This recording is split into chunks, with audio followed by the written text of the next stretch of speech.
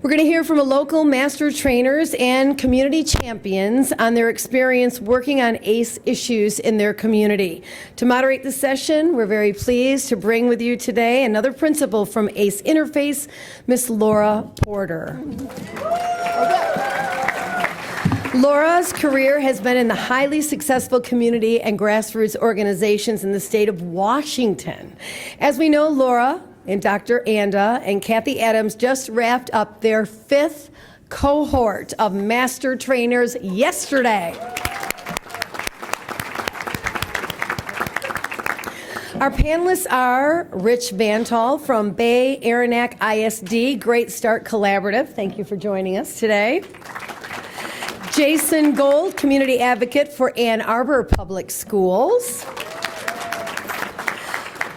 Amanda Doobie Zerka, continuing education and clinical instructor, MSU School of Social Work. Welcome. And Dr. Teresa Holthorpe, past president of Michigan chapter of American Academy of Pediatrics and director of Wayne County Child Health Assess Program. So this is your moderator and your panelists. Thank you very much. Okay. All right. This morning we had the amazing opportunity to meet in smaller, weren't so small groups of community champions and master trainers to talk about what's happening in 4 different discipline areas. And these wonderful people have offered to come and give you a snapshot of those conversations because, as you know, this work is unfolding day by day. And so we all, when we get together, we get to learn all of these highlights that are happening in the field. So we're going to start with Rich, if you want to talk about this morning. Sure, yeah. So I can share and reflect a little bit with the audience today about some of the conversations that our early childhood education educators and K-12 educators shared with me. And so there were a few themes that emerged. One, the first theme is that parents and families need to be engaged in these efforts. And so to the extent that we can engage families, parents, we have to prioritize that. And start thinking about this maybe in 2-generation, 3-generation approaches. If we're really going to curtail this intergenerational transmission of trauma, it's really going to be a 2-generation, 3-generation approach. That was one theme that emerged. The other theme so schools aren't, the concept of treating the whole child really isn't necessarily foreign to schools. We have this paradigm, we have this whole child approach in schools. We really need to continue to leverage that approach and prioritize that approach. Moreover, prioritize it in this whole school context, this whole community context, because naturally this is going to involve lots of partnerships. Schools absolutely cannot do this work alone. We're going to have to engage not only with families and parents, but our community partners. That was the other theme. And then finally, the third theme that really struck me was that overall, on the continuum, a lot of school districts are pretty aware, they're pretty ACEs informed. We still have more work to do. We're not perfect, but we do have some expertise in this and some knowledge to bring to the table. We do have some experience with trauma-informed schools, but we are super hungry, we have this huge appetite to learn more, to dig deeper, and to learn best about which strategies, which evidence-based practices, which curriculum are most effective, particularly making sure that it's culturally sensitive and appropriate, developmentally appropriate, and appropriate to the student population and demographic. Those were some of the 3 themes that kind of emerged from my notes. Thank you. All right. And Jason was with the community group, which was grassroots, but also many different disciplines, right? Working at the community level. Absolutely. A few of the themes that came out, the number one that just really stood out for me was ACEs, the work is about self and family preservation. Self and family preservation. We're dealing with communities and individuals who've been impacted. Flint water crisis came up. There's communities that have been oppressed, that are angry. So how to navigate relationships with those communities and individuals, with the ecosystem, dealing with the person, the interpersonal, and dealing with the system, and how the systems are impacting our community also on the individual level and on the public level. Sometimes our systems are harming our individuals. So those are a few of the themes that came out of our conversation this morning. Thank you. And Amanda, working with higher ed. Yeah, so I took 7 pages of notes because we're doing so much exciting work, and so I'm going to try to highlight some of it. I do want to just say that at my table, we represented Cornerstone University, MSU, CMU, Grand Valley, Lake Superior, and Oakland, and LCC. So it was a nice, diverse group of people representing higher ed. We all recognize that we're playing pretty critical leadership roles within our universities to bring about this information and bring about some culture shift. The term trauma-informed university came up a number of times. We all have this goal to create these trauma-informed spaces within these large learning institutions. We are really doing a lot of work both in the community, doing trainings with our local communities, as well as training our students, our faculty, our staff, really everyone that is within the campus within universities and campuses. And so we're trying to create a lot of capacity to spread this information out pretty widely. We're doing a lot of curriculum development. Many of us teach, and so we're incorporating this information in our classes, as well as developing modules that other people can take and teach. I'm developing a 1-credit elective I'm teaching this summer that's specific to ACES content. So it's a full 12 hours dedicated to students being able to learn about this. We are really devoted to developing a common language, and there was a lot of interest from our group to coming together again and again to continue to talk about how can we support each other, learn from each other, and kind of set the stage for other universities to think about how do you become a trauma-informed university, how do you incorporate ACES information, and go from there. So it's really exciting. Yeah, I took so many notes. I hope I didn't miss anything. I think another unique thing that came up is how a lot of our work that we're doing is interdisciplinary. And so we're bringing together a lot of, bringing students together as well who come from different majors to talk about these issues. And Teresa, health including behavioral health. So, our group had a lot of physicians and medical providers as well as behavioral health providers. And we talked a little bit about what's going on around using the ACES framework within a clinical practice setting. And the big question that always comes up is how do you implement screening? Should you be implementing screening? And then how do you respond once you get positive screens? And so about half the group had some experience doing it, and there were some really interesting conversations about some of the pitfalls that they've encountered, some of the successes that they've had. And then this was mentioned in the video, so I'm going to bring this up now. The Michigan chapter of the American Academy of Pediatrics just found out that we did get funded for the ACES, Pediatric ACES Learning Collaborative. Thank you to the Michigan Health Endowment Fund. And so that will actually address a lot of those questions that come up even nationally amongst physicians as to whether we should screen and how should we screen. I'm a member of the the American Academy of Pediatrics and the Michigan chapter, and there's always a policy discussion that happens every year, and people can bring up what we call resolutions that kind of determine what the policy is for the AAP as a whole. And this has happened several times now, and again happened this year that a resolution gets brought up about, hey, we should really incorporate ACES screening during well child visits, and it gets voted down every year. And the reason it gets voted down is because there's a strong feeling that there really isn't enough information out there about how do you deal with what you're going to encounter. And so this learning collaborative that we're now going to be able to do, it's going to involve 5 pediatric residency programs and 1 family practice residency program in the Southeast Michigan area. So we've got Children's Hospital actually has 2 different residency programs. They're involved, Beaumont Hospital, St. John's Hospital, 1, 2, 3, 4. U of M is involved, and then the family practice residency program from the Detroit Medical Center. So we will be meeting once a month for, I believe it's like for 15 months or something like that, and learning a little bit about how one could institute screening, and then what are some of the things to maybe watch out for. Then every residency program will choose a project and will report back once a month.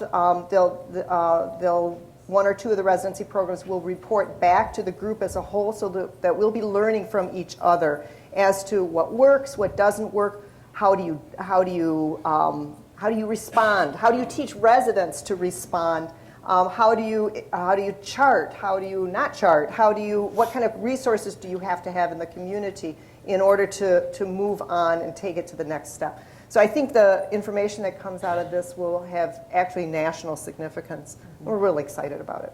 Maybe international significance. Maybe international, yes.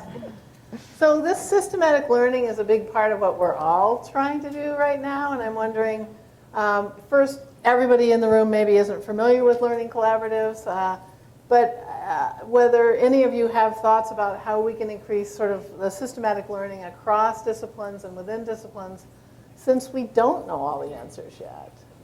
Any comments on that? Would you like to say anything more about learning collaboratives? Well, okay, so I've participated in learning collaboratives previously, and which brings me to another point that I kind of want to make around screening within a medical practice. I participated it was about 12, 15, 13 years ago, I think, in teaching practices how to implement developmental screening. Because when I went to med school, it was kind of a mess as to how we did it, and we weren't doing a good job of it. So there was this big push, and the state was involved, Michigan Medicaid was involved, and we had a learning collaborative where we all kind of learned from each other as to how to do it. I was at Children's Hospital of Michigan at the time, and I have to tell you, it took us a whole year to figure out how to do this. But we did it finally, and it felt like we moved a mountain, and they're still doing it now, 13 years later. The difference between learning how to do that type of a screening and doing ACEs screening is, and this is a little bit of a mentality, a mind shift that has to happen within the medical community. We're very focused on, let's hand out this screener, let's hand out that screener, and then, if we get this, then we do A, B, or C. And with ACEs screening, you can't do that, because you may hear back that, yes, there are all these traumatic experiences that the person had. That doesn't mean that they have to go meet with a social worker. The family may not want that. They may not be ready for it. They may feel like you're really just ignoring them and you're really not acknowledging their experience. And so teaching folks how to do that properly is going to be real important. But back to your question as to how to involve, who else needs to be involved. This is not just something that it involves the healthcare provider. It involves, and it has to go beyond that. And by the way, that was one of the lessons, or one of the messages we heard from our group discussion this morning, which was, we were surprised, the person who was talking about this said, we were surprised how much becoming trauma-informed impacted our staff. I mean, yes, the patients got something out of it, but our staff really got a whole lot out of it. And I think that's really important. But then in addition, how do you pull in those resources in the community in order to be able to provide that next step? One of the things that I've had thrown at me a number of times was, screen, and if you do it at the very early well child visits, and if you get a parent who's got a high ACE score, refer them over to infant mental health. Well, guess what? They're not ready for infant mental health. And you can make your referral, but nothing's going to happen because the parent doesn't necessarily feel that anything's wrong with them, and they don't want that. So how do you take that next step, and what is out there in the community that would allow you to say, look, we've got something here. Would this work for you? Would that work for you? So it has to be a collaborative community effort. Just to piggyback on that a little bit, this came up during our discussion too with the K-12 and early childhood education group. So we're familiar with professional learning communities and learning collaboratives, and we had, as I mentioned earlier, we had school systems on a spectrum, some that had been doing some early work in this trauma-informed schools, and some that were pretty far advanced. Some that had engagements with, for example, Western State University and the Child Trauma Assessment Center. The Core ISD was featured in the film, and that had been referenced in some of the work that Mark's done there. So we have districts and school systems that are pretty far along the road, and we definitely want to learn from them. And so to the extent that we can have these professional learning communities to swap ideas, share ideas within school systems, but then also, just as importantly, with our community partners, we need to do more of that. Others? Ways to, your ideas about sort of systematically learning within the discipline and across? I think the number one thing for me in the work that I do is just being transparent. Everybody doing an inventory of what their assets are, what their liabilities are, and identifying who does what, the strengths in the room, the weaknesses, and what opportunities are ahead of you. So transparency is critical. And then getting those partners in the room. What I found is that I work in education now. I come from law enforcement. That in education, there's this tendency to believe that we can do it on our own. And that's not the case. There are community partners. There are health practitioners who are ready and willing to support our educational system or health systems once they're briefed of the information of what's happening and how they can support. I find that to be true. Yeah, and I'm thinking from the university perspective, again, when I say we, I'm not specifically meaning MSU, but at our group we talked about how there's a lot of opportunity for interdisciplinary learning for students. So there's classes that have students from multiple majors coming together and learning about these issues. And the opportunity for such a rich conversation can take place. And then I think it helps to model to students how to continue these conversations as they go out and work in the field, how to continue to collaborate with people from other professions and how important that is.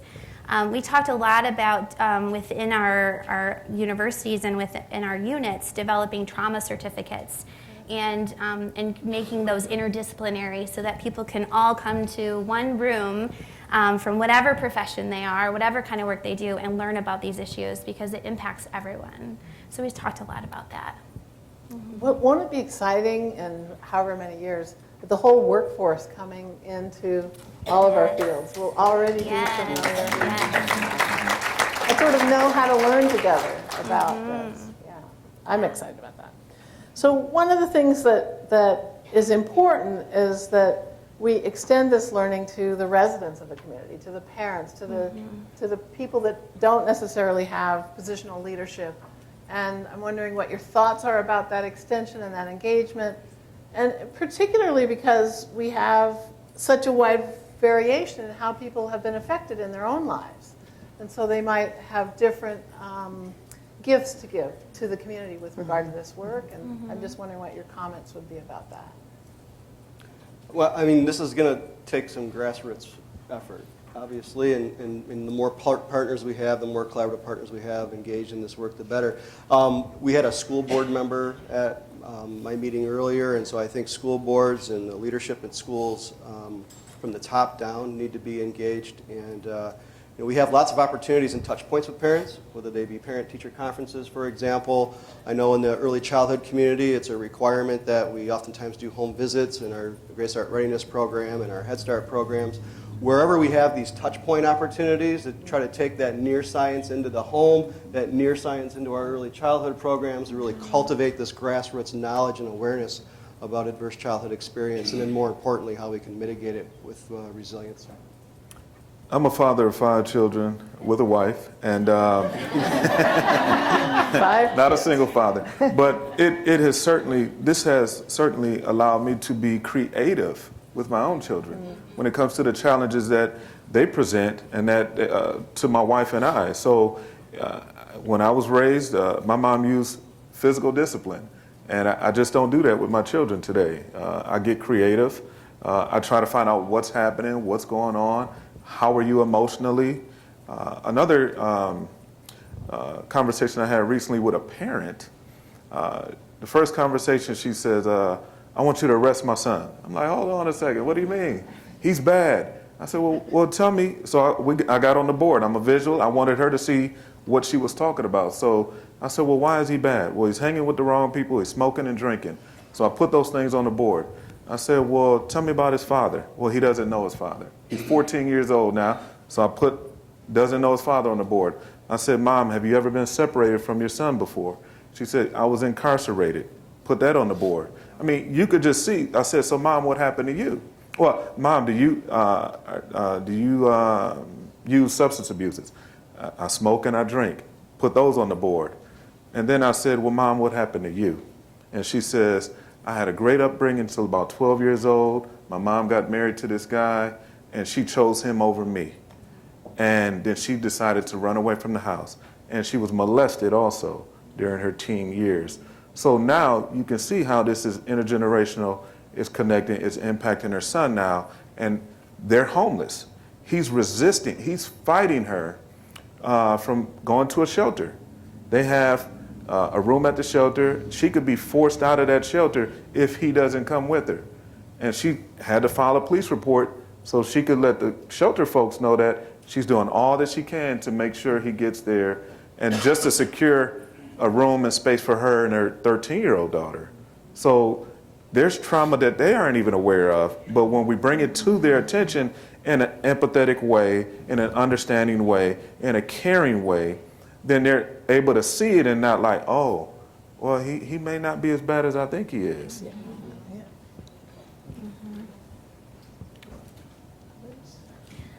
Yeah. I was going to say something, but That was so Maybe you're awesome. still- I can't think of anything. So Jason, your story is so important because it's that nexus. You told me that story earlier, and it stuck with me. And I was thinking about this notion of what a big shift we're asking of ourselves in a generation. We're asking this generation to shift the whole way we think about how human beings become our unique, amazing selves, and a whole new way to think about being parents, and a whole new way to think about being neighbors, and on, how to think about law enforcement, and on and on and on. And so that's a big mental model or mindset shift.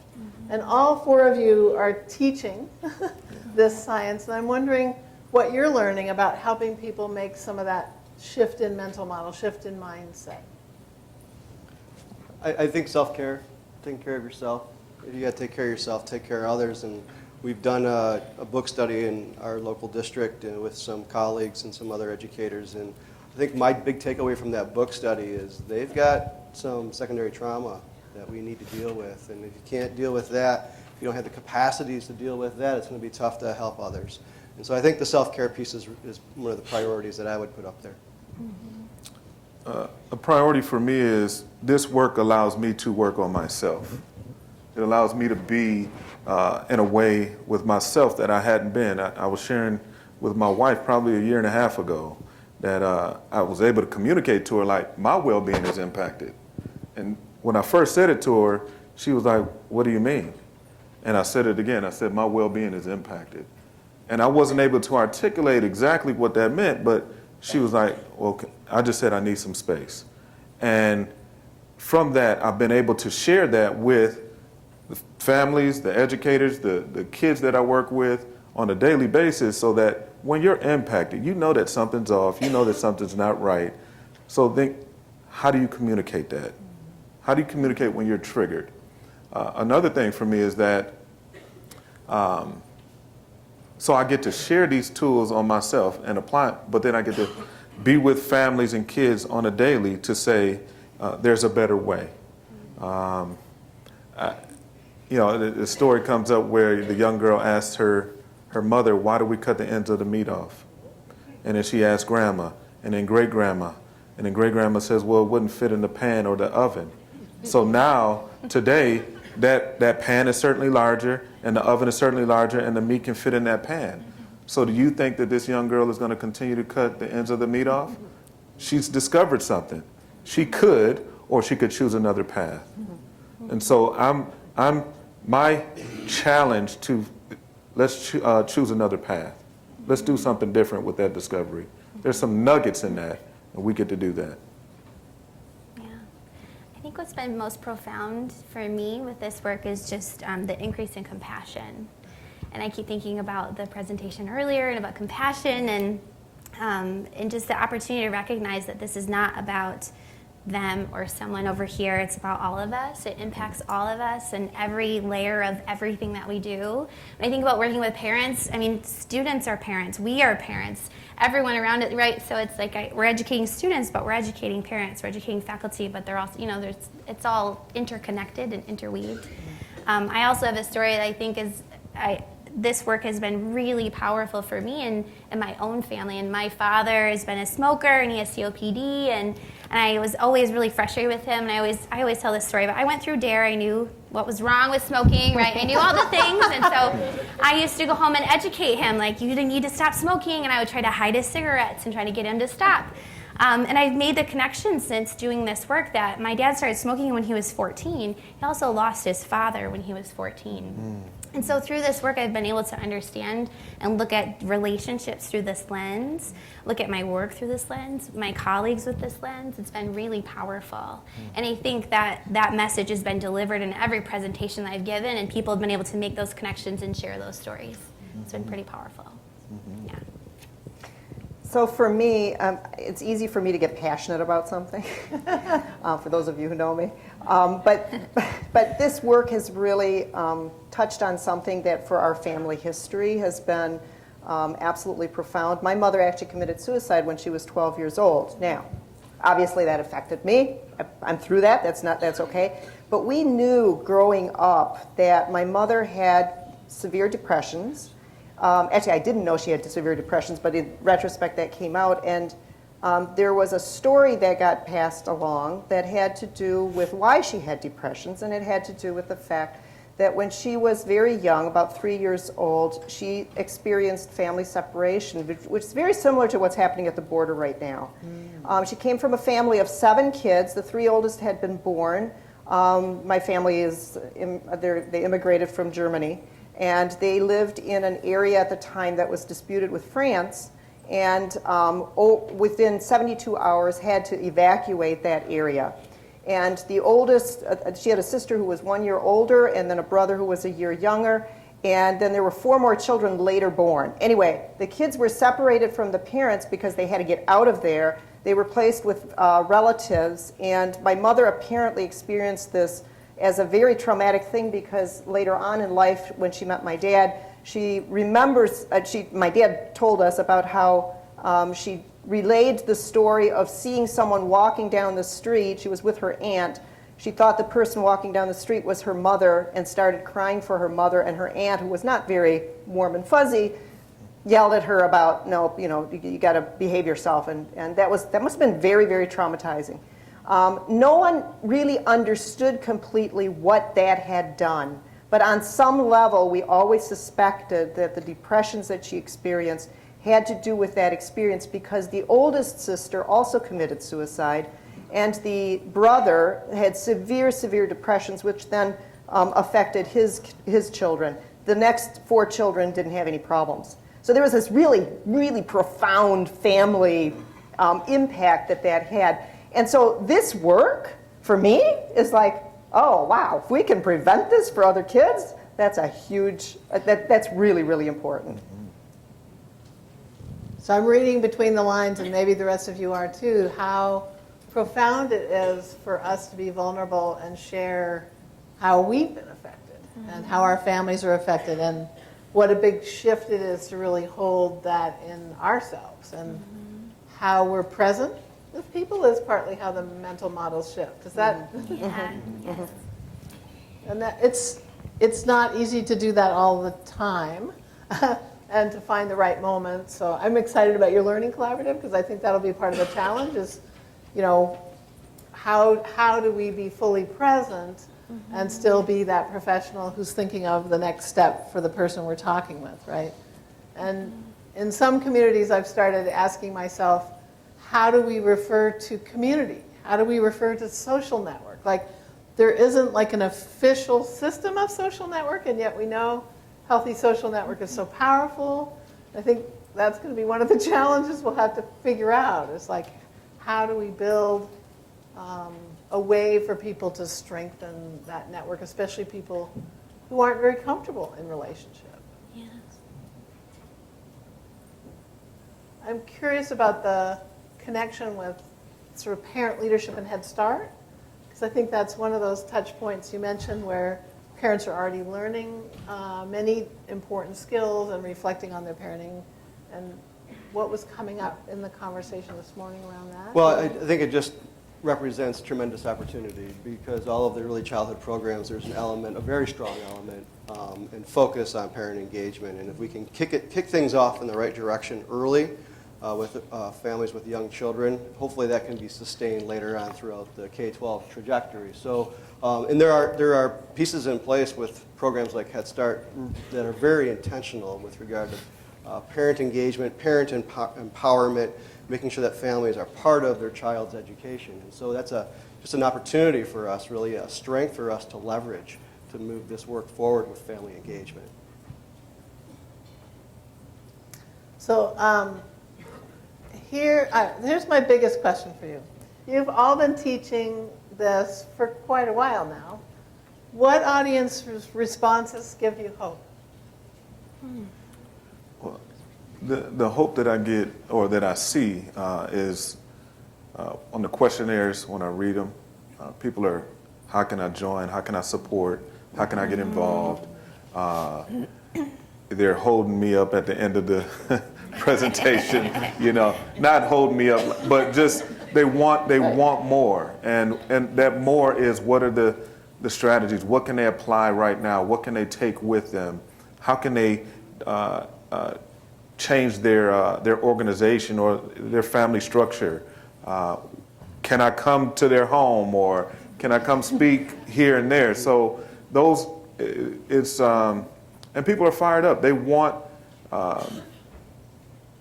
this. There's a desperate craving for support, for healing, for building capacity, for empathy, for recovery, and all those things are huge for me. I want to be a part of that. I want to be a part of communities like that. So I'm driven. I'll go wherever. I've got requests to go to Sanilac or Cadillac, somewhere.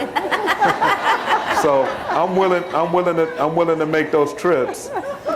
I'm willing to make those trips to support communities and engage with families and share, so that we can all be in experience well-being, thriving, and healthy relationships. Yeah, I agree with that. I think there's so many people who are so eager. I get so many emails from people who want to be trained, and I've done a couple of community champion trainings, and so that's one way I'm trying to share the workload of all of this, because there's so much need. And so I get requests all the time for people who want to be trained as community champions and who want trainers, and so I'm always trying to connect them to other master trainers and to help us do the work. Yeah. So do you think everybody in here knows these terms? Community champion. Do you want to just mention Sure, a little I bit can, about yeah. how that works? So as master trainers, we are, once we become certified and do the trainings and show good evaluations, we can go out and train others to be trainers. And so that looks kind of like it's a full day training. They have, the people who come have access to materials, to a slide deck, and get trained on how to train the content. And so then they can take it and run, right? And they can go, and so that way if there's a request that comes in, I can call upon those community champions to help meet the need, because I can't be, we can't be everywhere all the time, and there's such a need. And so it just allows that. And then it builds a network, right, of people who can support each other in this work, share resources, and just spread the message. Teresa, Rich, what gives you hope? What audience response? I think ditto is what the others Yeah. have said, is just the excitement that you get from, in my case, from physicians who come and say, hey, we want you to present. And yeah. I think this, with the whole MyACE initiative, it's created that tremendous appetite for this information. I agree with Jason wholeheartedly that whenever so far I haven't had an audience that wasn't receptive to it. The question always is what next? What can we do about it? And so we have in our community some strong infrastructure. We've leveraged our Human Services Collaborative body to kind of serve as an anchor hub to help orchestrate the trainings, and we've started a strategic plan, and we're starting to really drill down on the what next, because ultimately I think that's where everybody wants to go, is the what next, and learn from each other, learn from the field, and spread the good work that is possible to address ACEs. So in the resilience film, one of the clips they used of me was saying, if you get this information in the hands of everyone, they will invent really wise action. And you're the they who will invent really wise action. So, when you're facilitating these kind of groups, it's so exciting because that's where I get my satisfaction from the work, is hearing what's getting invented in the field. It's pretty awesome. So are there questions for these people? Yes. We're looking for a mic. I'll talk on. Okay. I'm a lawyer.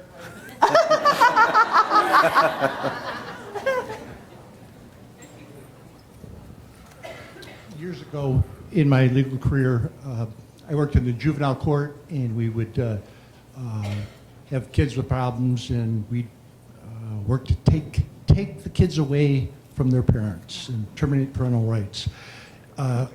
You said, what's next? My question is, are there any people here today from Children's Protective Services Yes.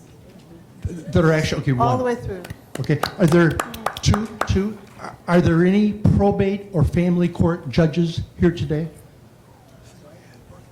And are there any caseworkers that do what I used to do in probate court, is work up the protocols for the judges to decide whether or not to take kids away? Okay, that's what's next. That's the audience that we have to work on next. Yeah. So do you want to talk about the research about termination of parental rights? Do you remember the researcher that was talking about termination of parental rights in your discussion in higher ed? No? The researcher who was working. Yes. Thank you. I just listened in. So. Yeah, Grand Valley. You're talking about Yes, that. yes. There's some research being done. She's over here. I might just call. Can I Yeah, call her call up? her. Yeah. Would you come up and talk about it? I was looking for you at lunch to There's get the probably details. a mic right behind you also. Yes. Didn't he have a mic? Yeah. So after my master training, train the trainer, whatever training, I got really excited to go back to work because we've been looking at parents who engage in maltreatment in Kent County, who are at risk for having their parental rights terminated, and started going back archivally and looking at reports from their childhood and trying to understand the link between trauma in their lives and the development of maltreatment. We're going to try to link that to outcomes in family court in Kent County and use that to learn about the system overall, but particularly locally, to really get a sense of what we can do in our community. And we'll be sharing that information as we get it. It's wonderful. So a step toward at least having the data, right? A step in the direction that you were wishing for. I'm sorry? That it's a step in the direction of changing the court's processes, just to gather the information and know those dynamics. Yes, absolutely, to get the information and then to share it back to the judges. We've already met with some of the judges once. We met with folks at DHHS in Kent County. We're trying to share that information back and forth to take what we know and apply it and figure out the best way to do that, because I don't feel like we know that yet. So. Yeah. Other questions? I have a comment on that question. Okay. I'm not a caseworker, but I'm a psychiatrist. I've worked with Wayne County Juvenile Court for over 15 years. And prior to belonging to the ACE initiative, we did a trauma-informed treatment program for the court. And we were able to change the way that the retributions were delivered and practice restorative justice. So it has been done, and it continues to be done, and it's possible. Yeah. Can I just add to that? Actually, I've been in contact with the 34th District Court in Romulus, and they brought me in to do an ACEs training with their entire court staff. And so we did the ACEs training, and they were craving more. They have a goal of becoming a trauma-informed court. And so I know they're looking to connect with other people. So if anyone would like to connect with them or has information, they're very eager. And so the next step is that I've now connected them with faculty at MSU, Cheryl Williams-Hexel, to do some additional training on trauma-informed teams, trauma-informed organizations. And so they're really looking at that. So I know there's an interest. We just need to get it in their hands more frequently. Yeah. Hi, my name is Jessie Kimbrell Marshall. I'm a med-peds physician, and I'm a medical director of the local county health department. So you're looking like, where is he talking at? Yeah. You're behind the lectern here. Yeah, so I think that today has been a fantastic day. I have been so inspired and moved. Dr. Holtrop, my heart, I've known you for so many years, but my heart is like bleeding. I just want to hug you. But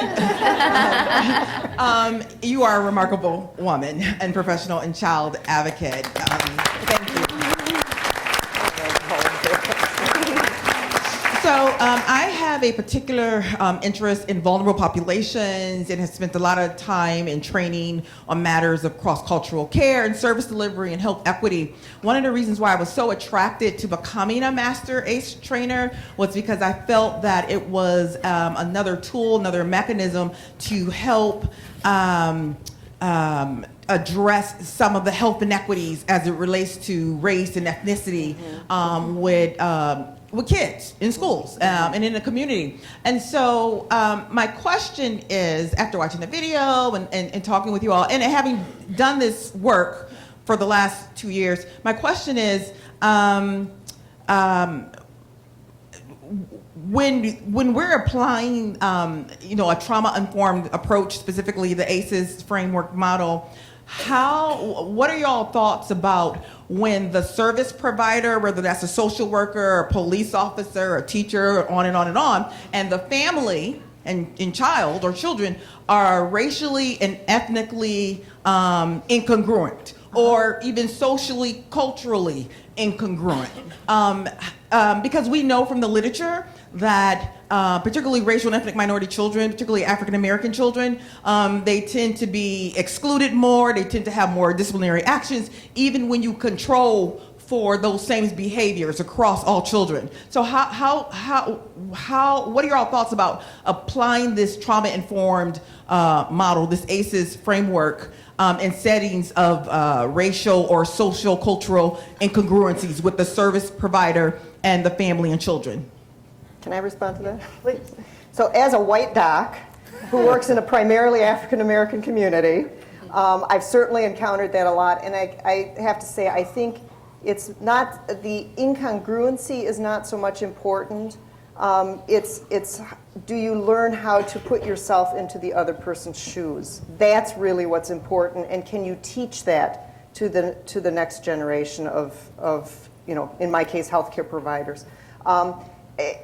It certainly is an issue that we encounter again and again and again. I had an organization right now where we have folks from multiple different cultural backgrounds, and I mean across the board. We've got Hispanic, we've got Arabic, we've got Urdu, we've got African American, we've got Caucasians, dealing with a population that isn't.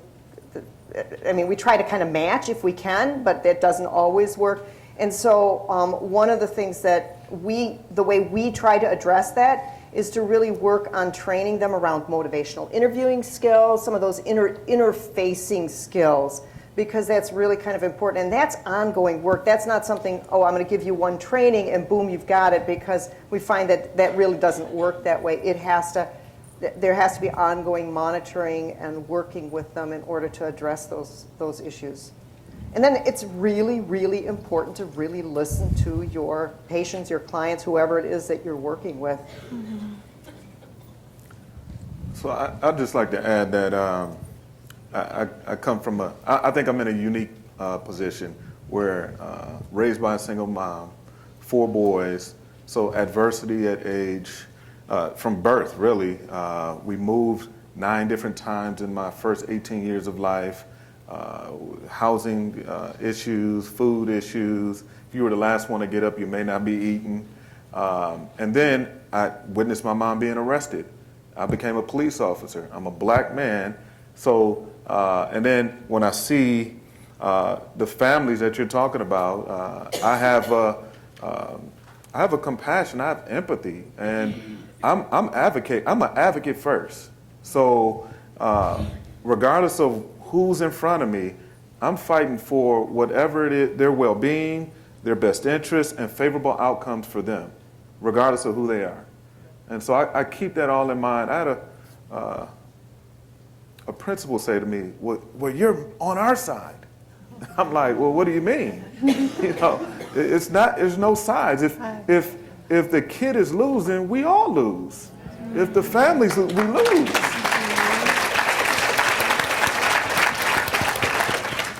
Thank you all. This has been, yes, so.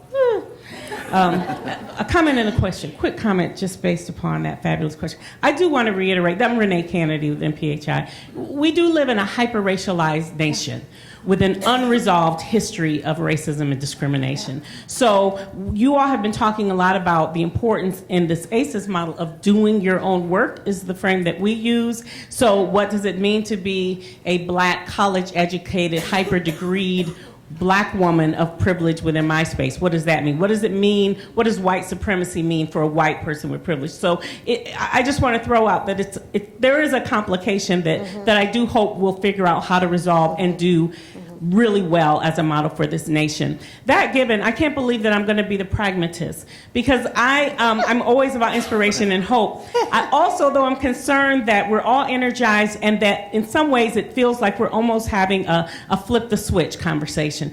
Can you talk a little bit about vigilance? That it's not one session and everybody goes home and their life is better. So can you talk a little bit about vigilance and commitment to the work in the long haul? So one of the themes in our group, again, this morning was this work has to be sustained. It has to be embedded, and we talk about whether it's training for educators or training for health human service workers, it doesn't matter the system. It has to be embedded, it has to be intentional, it has to be sustained over time. I know in early childhood, for example, we have a lot of turnover. So in the early childhood space and the out-of-school time space, when we're working with at-risk populations, you have a lot of staff turnover. And so the only way we're going to be able to really make a big difference or change is have it be embedded, have it be sustained and intentional over time. Yeah, we talked about that at our table too for higher ed. I think it was Jay that said he did all this training and trained the staff and the student workers, and then there's all this turnover, so you have to do the training again, and you have to really be, continuously training, and it's not just a one-time conversation. It's embedding it into curriculum, it's embedding it into conversations, and having these different touch points so that it continues that conversation, and people can go really deep and do their own work with it. Yeah, and I think two things about that.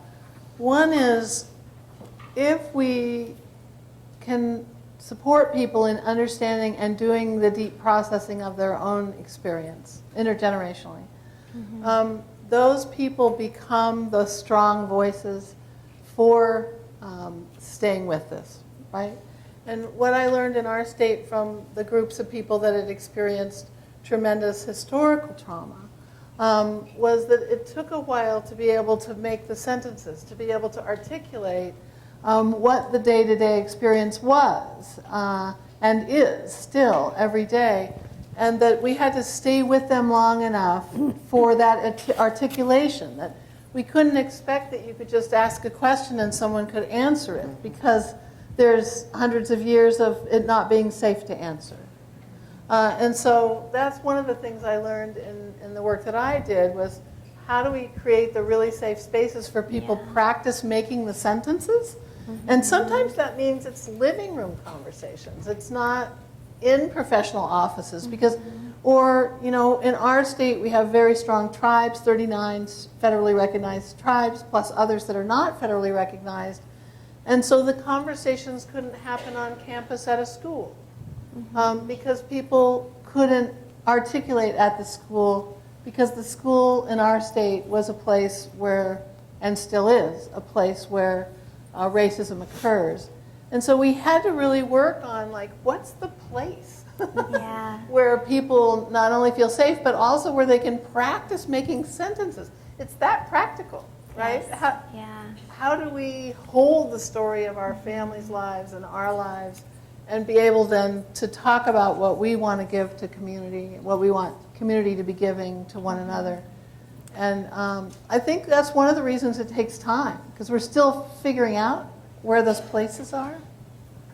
Can I add just one more thing to that? So I wanted to mention this earlier. I didn't talk about research, which surprises me. I forgot to bring that up earlier. The universities were doing research as well. And one initiative that's happening at the School of Social Work at MSU by Cheryl Williams-Hexel again is taking a look at students who come to our program to earn the trauma. We have a evidence-based trauma treatment certificate. So they're coming to learn an evidence-based model to treat trauma and work with people. And what they're finding is that that the students are coming with their own intergenerational trauma, with their own stories. And so she's looking at in the US, there's 22% of people who have 3 or more ACEs. In Michigan, it's 30%. Within this cohort of students, 228 students, it's 49%.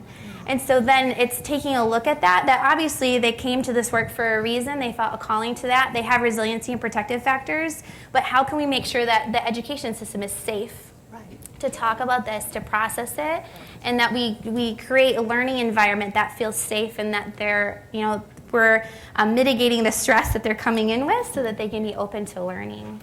Yeah.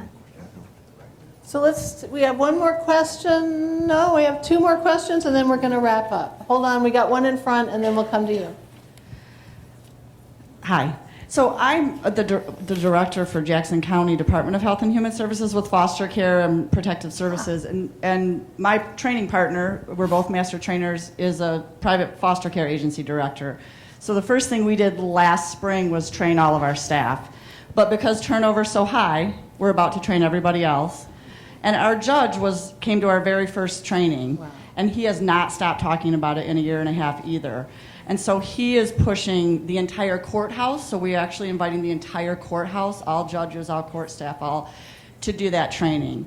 And I couldn't agree with you more about how important that is. So for everybody here to take something with them, I would like to have you all find who your master trainers are in your counties and try to facilitate a training for every county has child welfare staff. So try to facilitate a training with your local county DHHS office, private agencies in your county, and start that in every county. And if you haven't yet, keep that moving. That sustainability will happen. Yeah. Thanks. Yeah. I think the piece of information. Oh, you're on. The piece of information that is critical to address the issue of racism and historical trauma is epigenetics. And if we don't make that clear to people, they will not understand. Mm-hmm. It's hard to understand. It's like, well, come on, that was 200 years ago. Get over it, I mean, I have not experienced racism, but my people were driven out of their home country, and I don't like the people who did it to them still, So I get that. But I think epigenetics is a really important piece of this puzzle, and to teach people that it's real. So if we don't do that, we're not going to move forward in the racism issue, I think. Can I And I just want to add to that also. Go ahead. So I wanted to, actually, Dr. Kennedy, I wanted to respond to you because I think that what you just mentioned now is one of the hardest things for us as white folks to really address. I just earlier this week was at a meeting in Southwest Detroit in an African American community, and the amount of anger that was coming out was so difficult to listen to, and it was racial injustice that had happened generation after generation, and you feel as a white person as if, well, wait a minute, you're attacking me, and how do I deal with that? So that vigilance, I think, is really, really important. I don't think we have figured out how, and I'm counting my, as a white person, how do we respond to that in a sensitive way? When I'm one-on-one with a person who is of a different race, especially African American, I don't have that problem. But in a group setting like this, it explodes, and it can be really, really challenging to deal with. Just really quick, I just wanted to respond to both of you guys, and thank you so much because I think what you said is so true. Just point of clarification, racial injustices, they continue. Yes. On and on. Oh, absolutely. Absolutely. Tamir Rice. Yeah. It continues on, and it's not even as blatant as the killing of unarmed children. Yes. It's in hiring practices. It's in school admission policies. Yeah, right. Neighborhood segregation. And I had another thought, but it escaped my mind. Very quickly. Implicit bias. And somebody who speaks to the epigenetics of historical trauma is Dr. Joy DeGruy. Post-traumatic slave syndrome, awesome read. She speaks to that all the way from the west coast of Africa. So it's critical work. She says specifically, a lack of empathy is epigenetic. And it's dynamic speaker, check out her book. And then the second point I wanted to bring up was it was about, what was the last one she talked about? We need more coffee. Yes. Right? I did remember my other, it's going to escape me again. So I just want to say one more thing, and I know we're wrapping up now, and that is two more things. One is to thank all of you, because you're awesome.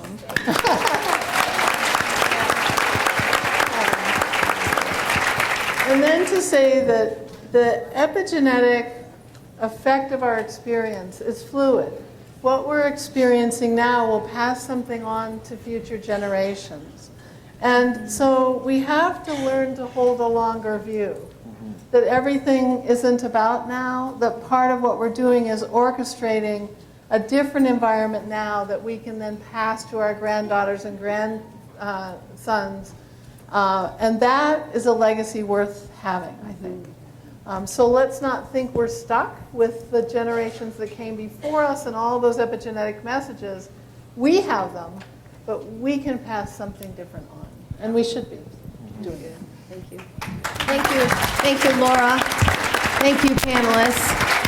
And I think we would agree that we are in this for the long haul, and together we have power and we have the collaboration to then advocate.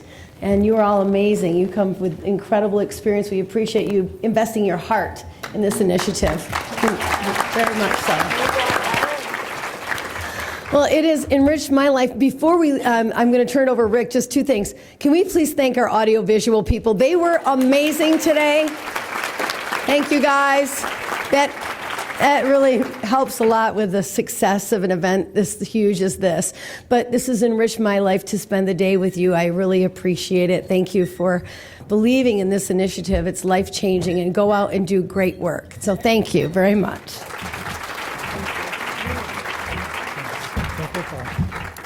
So, wow. We're done, but this is the end of the beginning. Now we go out and do the work. We'll bring it to a close. Thanks, everyone, for being here. Have a great and safe Memorial Weekend and travel safely. Thank you.